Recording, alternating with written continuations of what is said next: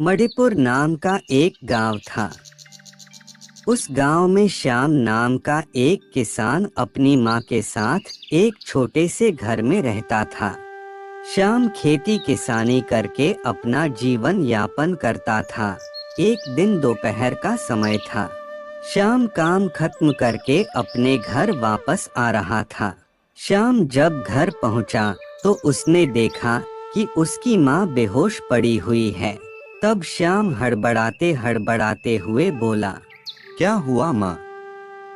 उठो माँ, उठो। शायद माँ की तबीयत बहुत ज्यादा खराब हो गई है।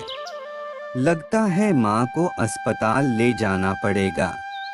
श्याम तुरंत अपनी माँ को पास के अस्पताल में ले जाता है। वहाँ पहुंचकर वह डॉक्टर को सारी बातें बताता है। डॉक्टर उसे चेक करने लगते हैं। कुछ देर बाद डॉक्टर श्याम के पास आता है और उससे कहता है, अरे श्याम, तुम्हारी माँ को कैंसर की बीमारी है। जितना जल्दी हो सके ऑपरेशन करना पड़ेगा, वरना तुम्हारी माँ की जान को खतरा हो सकता है। कम से कम इस ऑपरेशन में 5 लाख लगेंगे। डॉक्टर साहब, आप मेरी माँ का इलाज कर दीजिए। ऑपरेशन में जितना भी खर्चा आएगा मैं देने के लिए तैयार हूँ। कल ही मैं आपको 5 लाख लाकर दे दूंगा। आप जल्द से जल्द मेरी माँ के ऑपरेशन की तैयारी करो। आप पैसों की चिंता मत कीजिए। उस गांव में एक धनीराम नाम का एक साहूकार था। श्याम उस धनीराम सेठ के पास जाता है और उसे बोलता है, सेठ जी, कृपया करके आप मेरा जमीन खरीद लो। मुझे पैसों की बहुत ज्यादा जरूरत है। मेरे पास कुल 10 लाख का जमीन है। मैं उसे आपको 5 लाख में ही दे दूंगा। मैं आपको तुरंत ही सारे कागजात पर दस्तखत करके दे दूंगा। कृपा करके आप मुझे 5 लाख रुपए दे दीजिए। वैसे श्याम, तुम 10 लाख की जमीन 5 लाख में क्यों बेच रहे हो? तुम्हें पैसे की बहुत ज्यादा जरूरत है क्या? क्या हुआ श्याम, मुझे बताओ। सेठ जी, मुझे पैसे की बहुत ज्यादा जरूरत है, क्योंकि मेरी माँ की तबीयत अचानक बहुत ज्यादा बिगड़ गई। उसके ऑपरेशन में कम से कम 5 लाख रुपए लगेगा।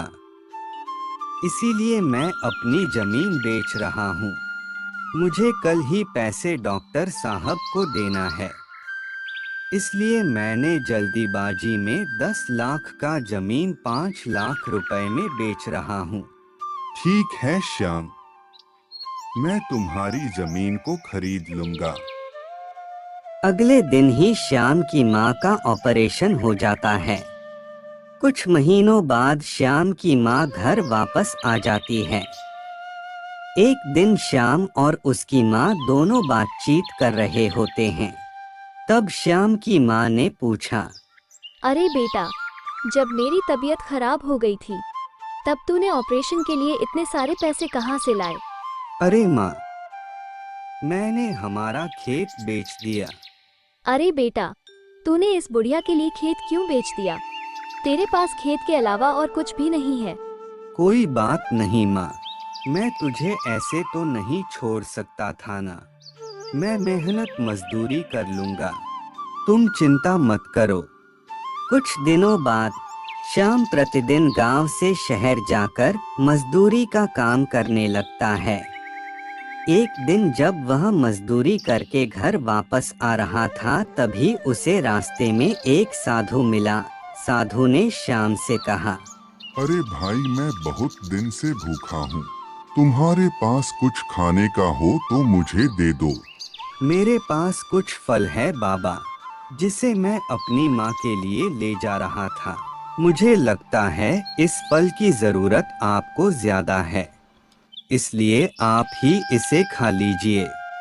तभी अचानक वह साधु बाबा भगवान शिव जी का रूप ले लेते हैं और शिव जी श्याम को कहते हैं, श्याम, मैं तुम्हारी परीक्षा ले रहा था और तुम इस परीक्षा में सफल हो गए हो और मैं तुम्हें आशीर्वाद देता हूँ कि तुम्हें कभी भी धन की कमी नहीं होगी।